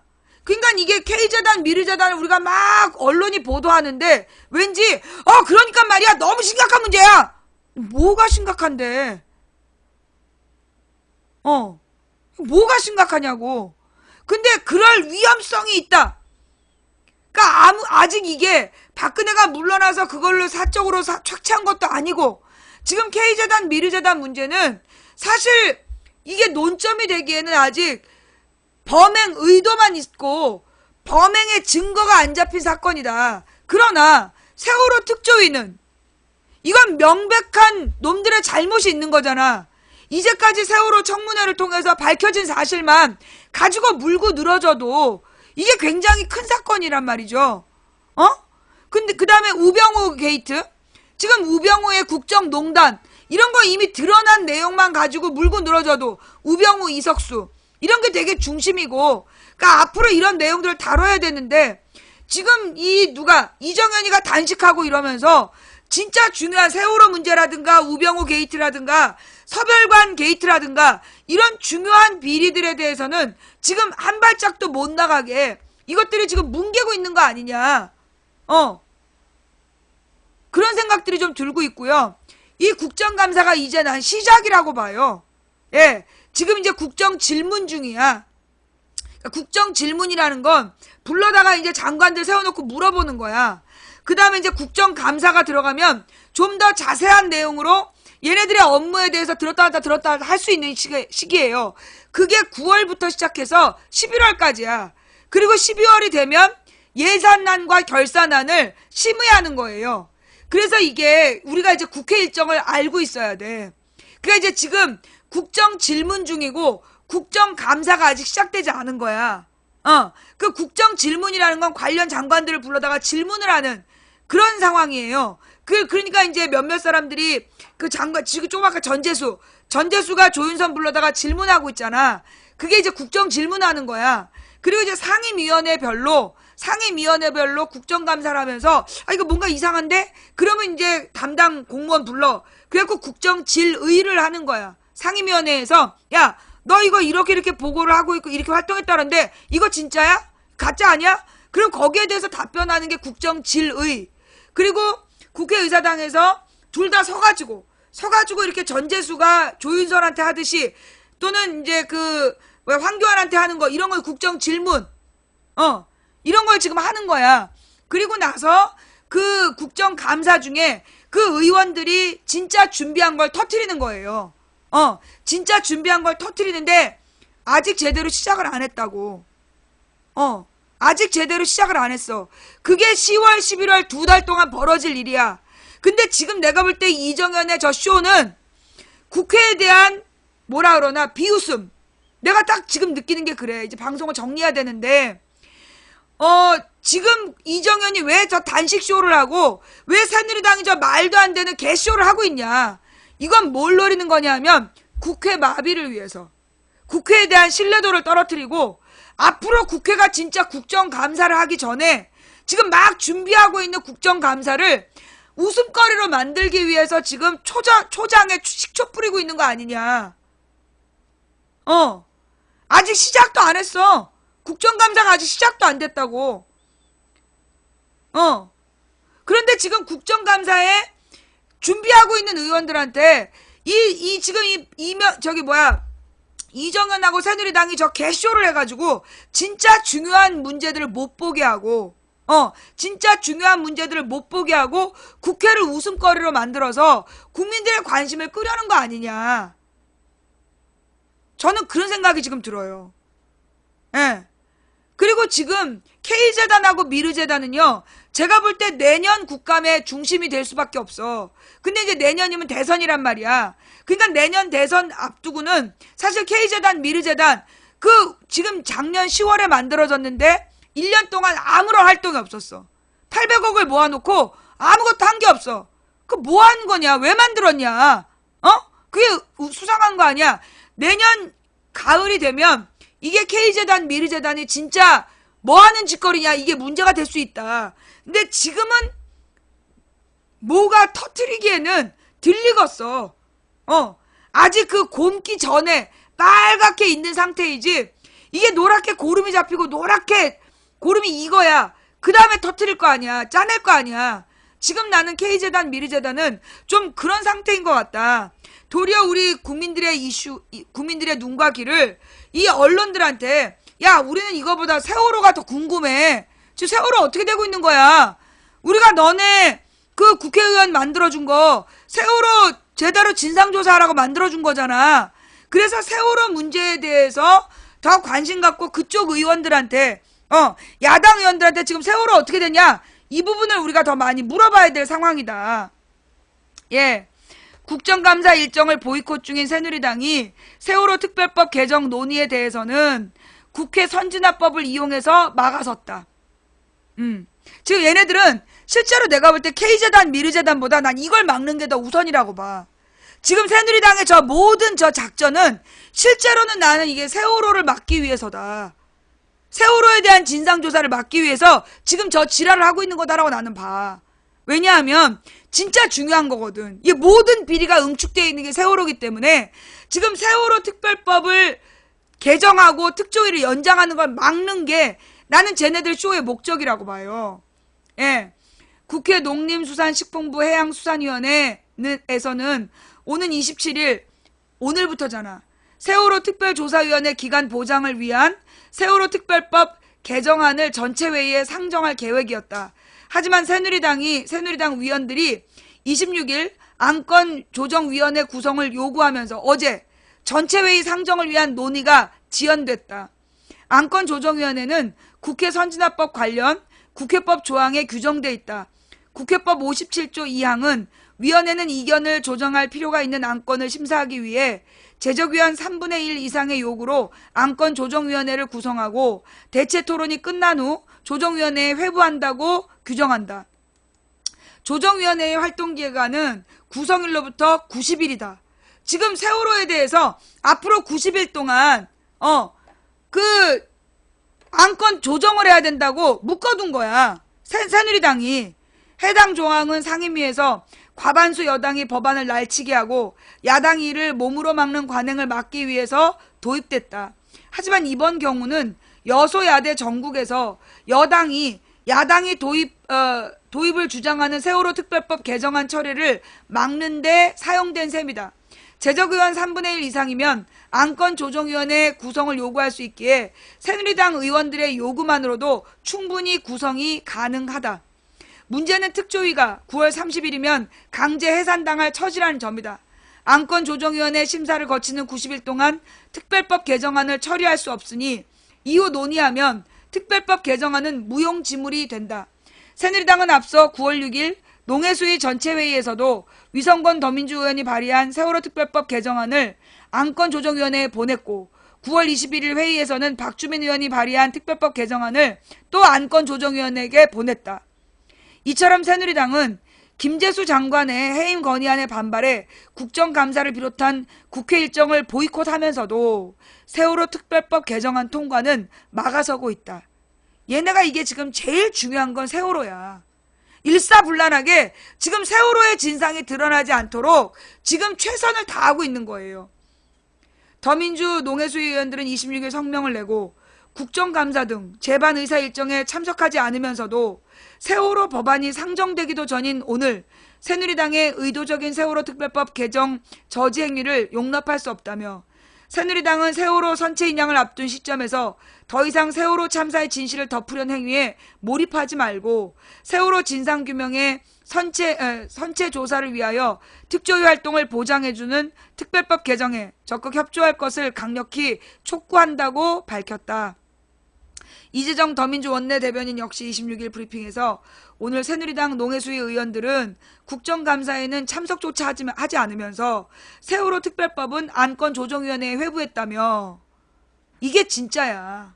이게 중심인 거야. 국정감사 파행이라는 행태로 대의 민주주의를 부정하고 정권 보호를 위한 안건조정위원회 회부 행위는 스스로 국민들로부터 멀어지게 만드는 자충수에 불과하다. 뒤에 숨어 세월호의 진상규명을 막으려는 새누리당 행태는 비겁하다고 지적했다. 새누리당은 김재수 장관 해임 건의안과 세월호 특별법 개정안, 어버이연합 청문회를 엮는 야당에 대해서도 불편한 심기를 드러내고 있다. 새누리당은 정세균 국회의장이 이 같은 정치 거래를 주도했다며 사퇴를 요구하고 있다. 박지원 국민의당 비상대책위원장은 26일 비대위회의에서 국민의당이 해임 건의안과 세월호 특별조사기관 연장, 어버이연합 청문회 개최 등을 제안하면서 마지막까지 대화를 하려고 했고 우상호 더불어민주당 대표도 정세균 위원장도 똑같은 시도를 했다며 정치는 대화와 타협을 위한 산물이다. 이걸 두고 마치 거래를 한 것처럼 비난하는데 그렇다면 왜 새누리당은 개헌특위를 찬성해 줄 테니 김재수 장관 해임 건의안 취소해달라고 하는가라고 비판했다. 지금 제일 중요한 건 내가 볼 때 새누리당이 길을 쓰고 막는 건 나는 K재단, 미르재단이 아니라고 봐. 두 개인데 하나가 세월호고 하나가 서별관이야. 예. 내가 볼 때는요. 지금 저 새누리당이 K재단, 미르재단을 깔고 앉아서 이정현 단식쇼를 한다라고 그러는데 나는 아직 K재단, 미르재단으로 한 방에 보낼 수가 없는 상황이라고 봐. 그래서 지금 쟤네들이 가리고 싶은 진짜는 세월호와 서별관이야. 세월호와 서별관을 가리기 위해서 지금 성동격설을 하고 있는 게 아니냐. 그래서 말도 안 되는 그 의장 조세호의 기네스 도전기. 뭐예요? 죄송합니다. 예. 그 말도 안 되는 정세균 책임론을 더 막 들고 나와서 진짜 본질로 다가가지 못하게, 예, 진짜 본질로 다가가지 못하게 주장하고 있는 거다.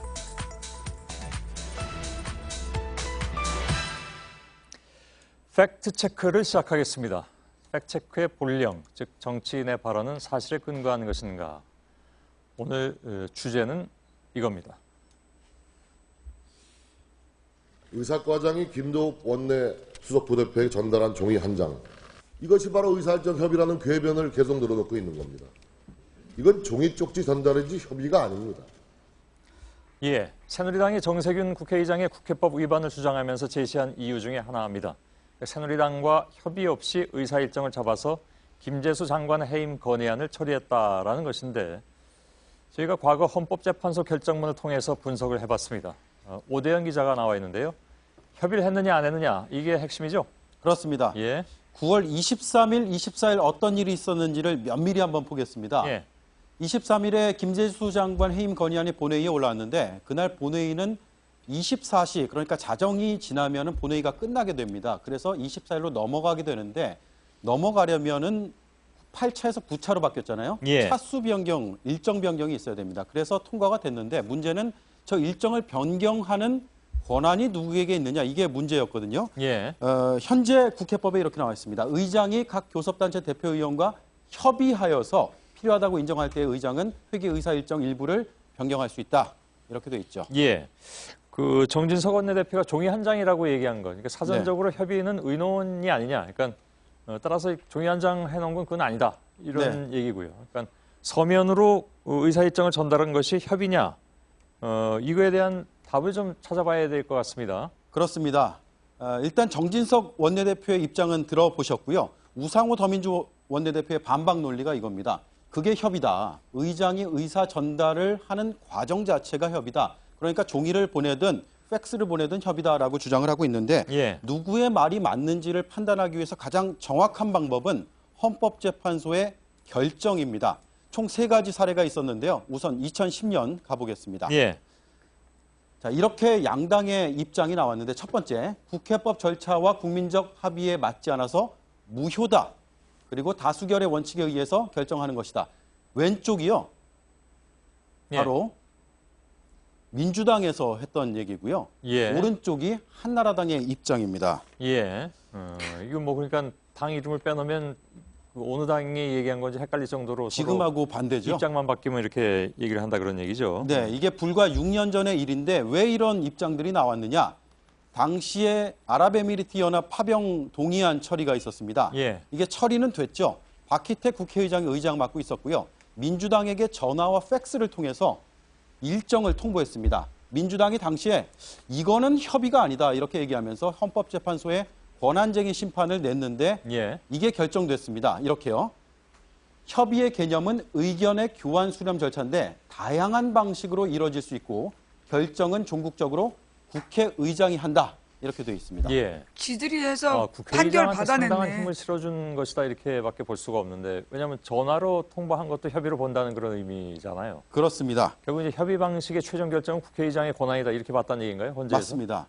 두 번째 사례도 있는데요. 이게 2006년인데 당시에는 어느 당인지 한번 맞춰보십시오. 왼쪽 정상적인 절차가 아닌 완전한 무효다.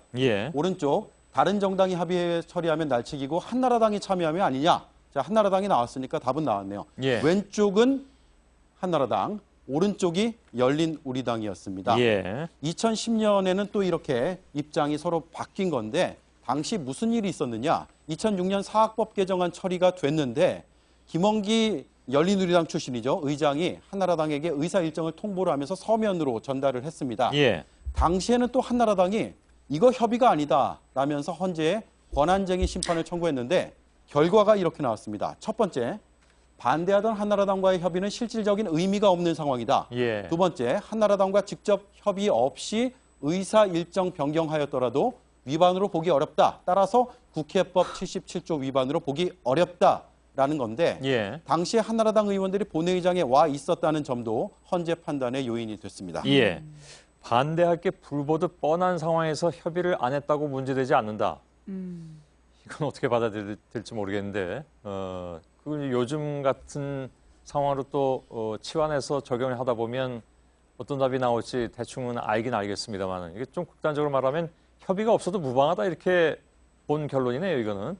아주 극단적으로 표현하면 그렇고요. 그런 취지가 분명히 담겨 있습니다. 자, 마지막 사례 2004년인데 자, 이렇게 나와 있습니다. 폭력적인 공개투표로 원천 무효다. 지금 왼쪽은 다 무효를 주장하고 있고요. 오른쪽 국회에 부여한 헌법상의 권능이다. 왼쪽은 열린우리당, 오른쪽은 한나라당의 논평입니다. 노무현 대통령 탄핵안 통과 때인데요. 2004년 3월 12일에 박관용 국회의장이 열린우리당에게 본회의 일정을 통보하는데 서면으로 했습니다. 그 뒤에 극한 반대 속에서 탄핵안이 처리가 됐는데 이에 대해서 헌법재판소가 직접 협의하지 않았다 하더라도 그 점만으로 국회법을 명백히 위반한 흠이 있다거나 열린우리당 의원들이 심의 표결권이 침해되었다고 보기가 어렵다고 결정을 했는데 당시에 이제 탄핵은 안 된다는 거였지만 이 의사 일정 통보권에 대해서만 이렇게 결정을 했습니다. 그렇군요. 이건 뭐 그 당시 헌재가 뭐 당시 집권당의 편을 들어준 것도 아니고 그죠? 보면 결론은 이제 의사 일정에 대해서 헌법재판소가 국회의장의 권한을 최대한 보장하는 쪽 모든 사례가 그렇습니다. 혹시 반대 사례는 없습니까? 반대 사례는 없었습니다. 잘 찾아봐야 됩니다. 저희가 다 찾아봤는데요. 국회 권한심판쟁의 청구 건수를 전수조사했고 그 안에서 국회의장과 국회의원 간에 일정에 대해서 누가 권한이 있느냐 이걸 다 찾아봤는데 없었다는 거죠. 예. 그러니까 헌법재판소의 결정문이 왜 중요하냐면 기관 간의 권한의 다툼이 생겼을 때 그걸 권한은 여기 있다 하거나 여기 없다라고 결정할 수 있는 최상위 기구입니다. 예. 저희가 이 사례뿐만 아니라 다른 사례도 조사를 했는데요. 꼭 의사일정 협의 문제뿐만 아니라 총 20건의 권한쟁의 심판 청구가 1990년 이후로 왔는데 예. 그중에서 받아들여진 것, 온전히 받아들여진 인용 건수는 0건이었습니다. 아, 예. 네. 그래서 법을 만든 의원들이 그 법을 정치적으로 해석해서 다루고 또 결국은 헌재의 판단을 이렇게 구했던 모습, 그리고 여야의 위치만 바뀐 채 같은 주장을 반복하고 있는 모습이 지금도 진행이 되고 있습니다. 예, 알겠습니다. 이거 학자분들한테도 좀 의견을 많이 구했죠? 네, 저희가 헌법학자도 통화를 했습니다. 예, 알겠습니다. 오대영 기자였습니다. 잘 들었습니다. 팩체크였습니다. 그럼 결국 그러니까 결국 77조 국회법 77조 위반이라는 새누리당의 주장은 새빨간 거짓말이다.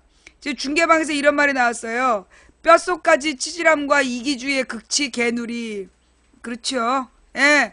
지금 이 뼛속까지 찌질한 새누리당이 국회법 77조 위반이라고 외치는 것은 새빨간 거짓말이었다. 이미 헌재에서 3번이나 어느 당이 문제를 제기했든 일관되게 헌재에서 국회의장이 차수 변경을 통보하는 건 그게 국회의장의 권한이다.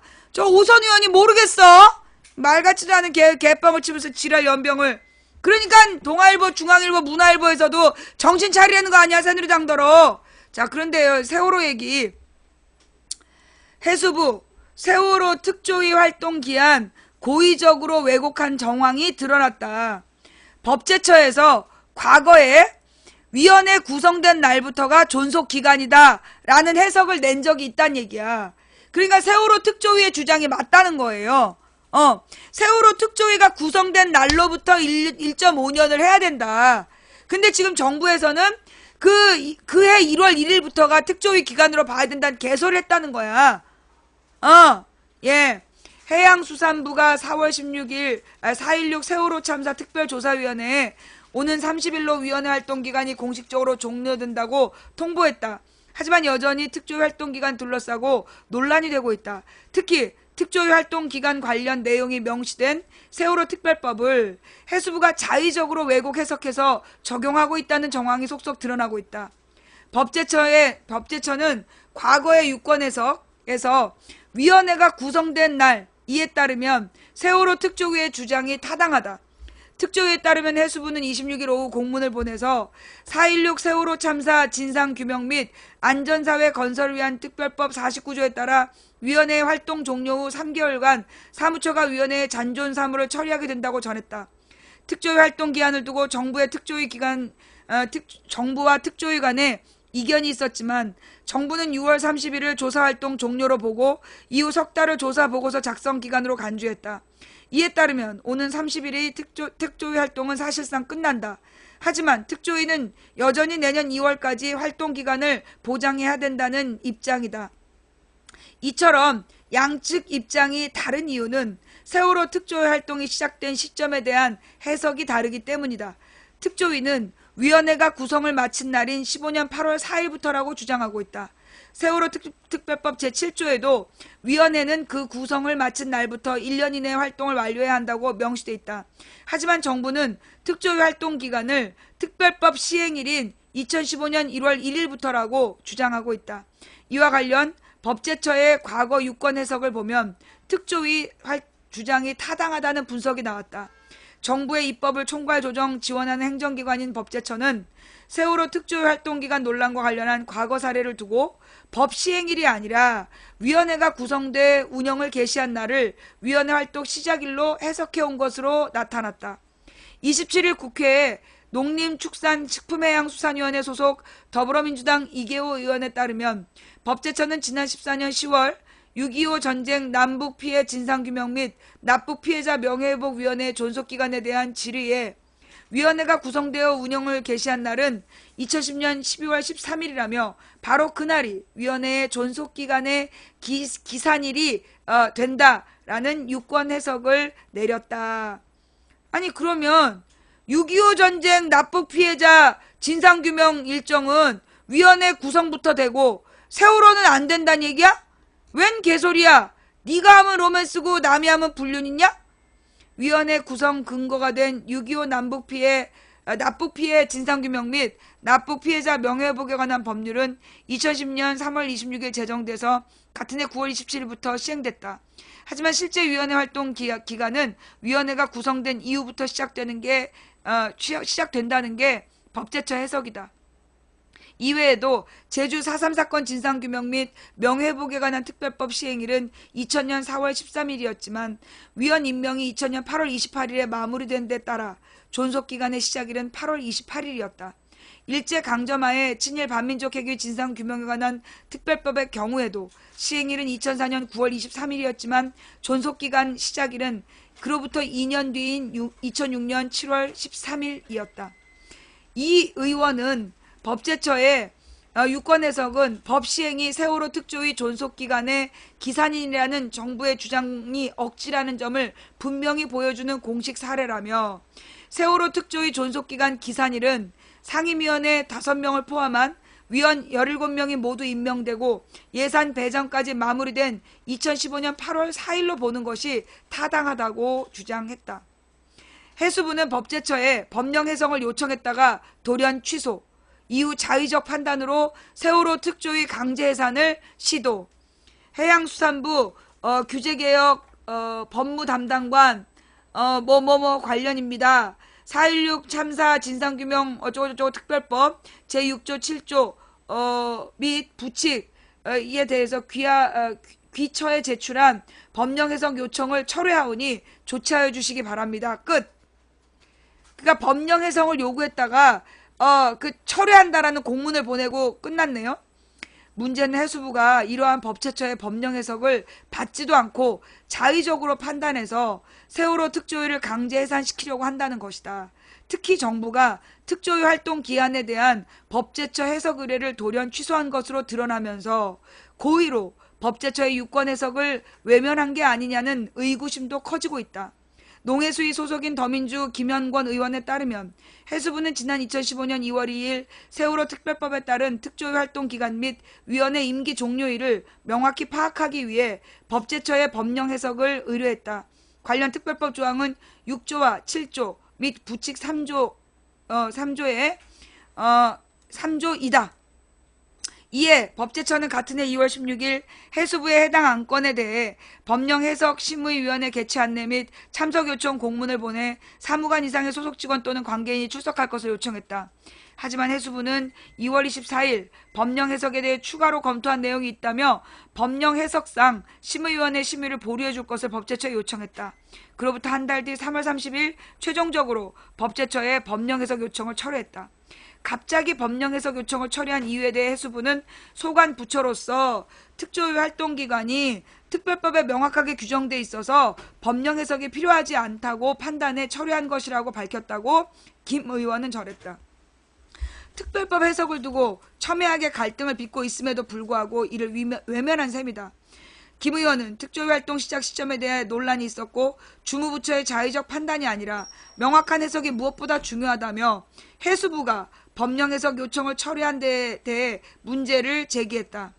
김 의원은 이달 말 종료를 앞두고 있는 특조위 활동 기간 연장안이 상임위 상정 요구도 받아들여지지 않은 상황에서 법령 해석을 의뢰했다가 돌연 취소한 해수부의 오락가락한 행동을 두고 납득하고 이해할 수 있을지 의문이라고 지적했다.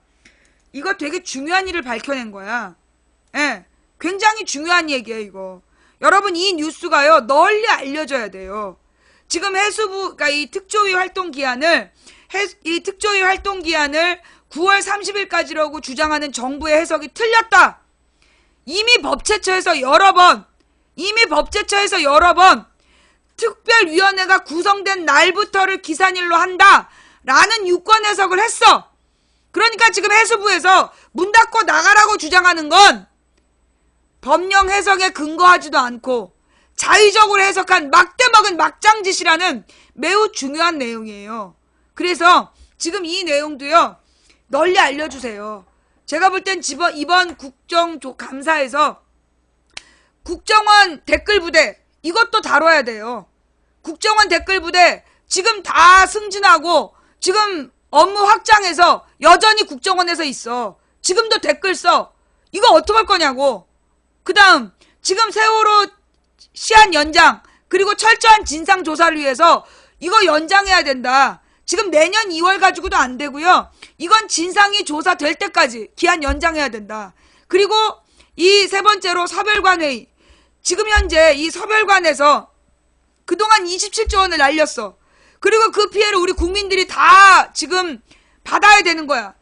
정부는 국가 경제를 살려야 될 의무가 있어. 그런데 지금 국가 경제를 죽이는 짓을 했던 서별관 책임자들 누구도 청문회에 나오지도 않겠다. 국정감사에 임하지도 않겠다. 지랄 연병을 하고 있는 거 아니야. 그러면서 이 모든 청와대에 이 국정을 물러나게 했던 우병우에 대해서도 조사도 못하게 하고 수사도 못하게 하고 그러면서 지금 우병우에 대한 특별감찰 그 우병우를 지금 검찰에서 그 특별수사관한테 넘겼잖아. 근데 그 수사관이 그 청와대 직원 친형이래. 우병우 밑에 있는 직원의 친형한테 그걸 맡긴 거야. 한마디로 우병우 수사하지 말라는 거죠. 이게 지금 박근혜 개막장 정치야. 막장 정치도 이런 막장이 있을 수가 없어. 박정희도 안 한 짓이야 이건. 예, 이거는 박정희도 이런 무식한 짓을 안 했어. 도대체 박근혜의 개막장 정치의 끝은 어디인가? 예.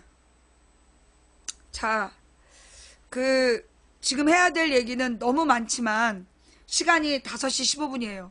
제가 내일 새벽에 5시 반에 집에서 나가야 돼요. 예. 그래서 우리가 다뤄야 될 뉴스는 많지만 여러분 부탁드릴게요.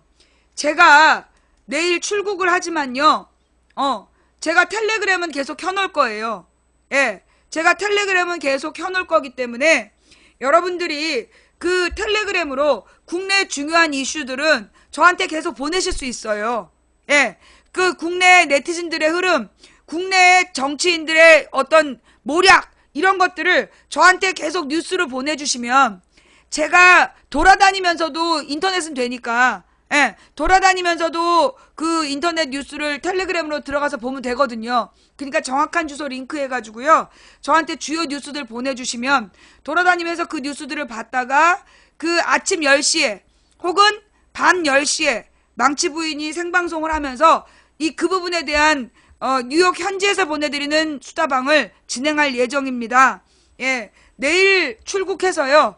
10월 11일 날 돌아올 거예요. 망치부인 방송을 안 하는 때가 언제냐면 내일 하고 그 다음에 그 11일 그때는 방송을 못해. 왜냐면 내일 새벽에 가서 10시에 비행기를 타기 때문에 내일은 하루 종일 생방송을 못해요. 대신 재방송 걸어놓고 갈게요. 예, 대신 재방송을 걸어놓고 갈 테니 여러분들은 그 재방송을 보시면 돼요. 예, 그리고 제가 내일 비행기를 타고 내일 밤 10시 정도? 아니야, 아침 10시니까 10시 지나서 새벽에 도착해. 새벽 2시쯤 도착을 하기 때문에, 예, 새벽 2시에 도착을 하기 때문에 내일은 하루 종일 생방송이 없어요. 그리고 목요일 아침 10시에 생방송 시작할게요. 예, 목요일 아침 10시에 망치부의 생방송 시작되니까 그때까지는 내일부터 목요일 아침까지는 이 주간 재방송, 일요일, 월요일, 화요일 재방송을 보고 계시면 제가 목요일 아침 10시에 생방송으로 찾아뵙겠습니다. 예, 자, 망치부인 뉴욕 갑니다. 그 갈지 말지를 잘 몰라가지고요. 그동안 확정적으로 말씀을 못 드렸는데, 예, 그 하나님께서 뜻을 정하시면 보내시더라고요. 예, 저를 이번에 보내셔서 뭔가 또 하나님께서 계획을 갖고 계신 듯 합니다. 가서 무슨 일을 하게 될지는 잘 모르겠어요. 예. 가만히 있어보자. 여러분 기대에 못 미칠 수도 있고요. 제가 기소가 안 된다면 제가 그렇게 새끈한 활동을 못했다는 평가가 될 수도 있는데 최선을 다하겠습니다.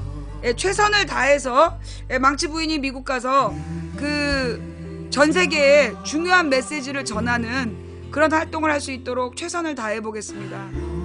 예, 물론 이 도봉구 창동사는 불량주부가 뭐 UN 본부 앞에서 떠들고 백악관 앞에서 떠든다고 뭐 얼마나 대단한 사람들이 귀를 기울이겠습니까? 그러나 나비 효과라는 게 있죠. 예, 나비의 작은 날갯짓이 먼 대륙으로 퍼져나가서 큰 폭풍우가 되기도 한다 라는 것처럼 망치 부인이 지금부터 2주 동안 미국에서 활동하는 것이 이 가녀린 나비의 날갯짓처럼 볼품없는 내용일 수 있지만 이것이 결국 하나님의 역사 속에서 위대한 결과를 가져올 거라고 저는 생각합니다. 여러분들 기도해 주세요. 그 시차가 달라서 제가 많이 건강이 좀 안 좋은 상태라 가서 힘들 겁니다.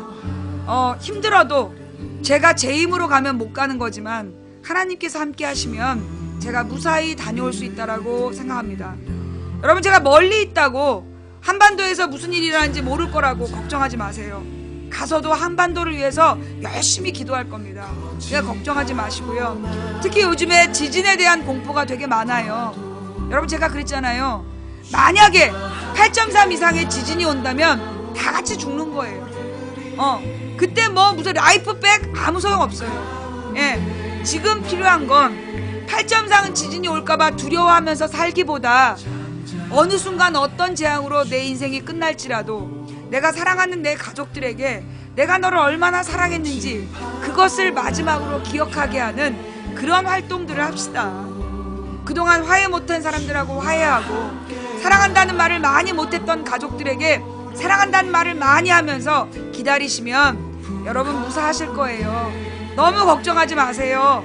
예, 제가 돌아와서 그리고 제가 가서 무슨 일을 하는지 여러분이 보셔야 되기 때문에 제가 떠나 있는 동안 여러분 아무 일도 없을 겁니다. 제가 하나님께 기도할 거예요. 여러분 아무 걱정하지 마세요. 제가 돌아올 때까지 여러분들 큰일 일어나지 않을 거예요. 걱정하지 말고 기다리세요. 제가 미국 가서 정말 니느웨 같은 미국에다가 니느웨와 같은 뉴욕에다가 요나 같은 망치 부인이 가서 정말로 미국이 회개해야 된다. 미국이 하나님께 돌아와야 된다라고 제가 분명한 메시지를 전하고 한반도의 평화를 지키기 위해서 열심히 기도하다 돌아오겠습니다. 그러니 여러분은 저의 팔이 떨어지지 않도록 저의 기도가 멈추지 않도록 같이 기도해 주세요. 야, 네가 뭐라고 한반도 평화를 지켜? 글쎄요. 된다고 믿든 안 된다고 믿든 당신의 믿음대로 될 겁니다. 한 사람이 꾸는 꿈은 꿈일 뿐이지만 백인이 꾸고 만인이 꾸면 현실이 된다고 했습니다. 중지동천이라고 무리가 모여서 뜻을 모으면 하늘을 움직일 수 있다고 했습니다. 우리가 가는 길은 갈만한 길이라서 가는 게 아니라 가야 할 길이라서 가는 겁니다. 누군가 과거에 포기해서 오늘 우리의 절망이 싹 떴다면 오늘 우리가 포기하지 않으면 내일의 역사는 우리 손으로 바꿀 수 있다는 것. 인간의 가치는 그가 품고 있는 희망의 질량에 비례합니다. 이기기 어려운 싸움에서 지지 않는 단 하나의 방법은 싸움을 끝내지 않는 것이다. 망치 부인의 투쟁은 끝나지 않을 겁니다. 이길 때까지 끝까지 망치 부인의 투쟁은 계속될 겁니다. 오늘 각방에서 고생하신 매니저님, 오늘 업해주시고 꿀잼 해주시고 후원해주신 모든 시청자님, 그리고 방송 처음부터 끝까지 지켜주신 모든 시청자님 진심으로 감사드립니다. 참사장님, 풍행국님, 여비고님 감사드립니다. 망치 부인을 위해 기도해주신 모든 분들께 감사드리면서 저 무사히 다녀올 거라는 확신의 말씀드립니다. 하나님께서 저와 함께 하시니 여러분들도 너무 걱정하지 말고 기다려주세요. 목요일 아침 10시 뉴욕에서 만나요. 감사합니다. 망치 부인이었습니다.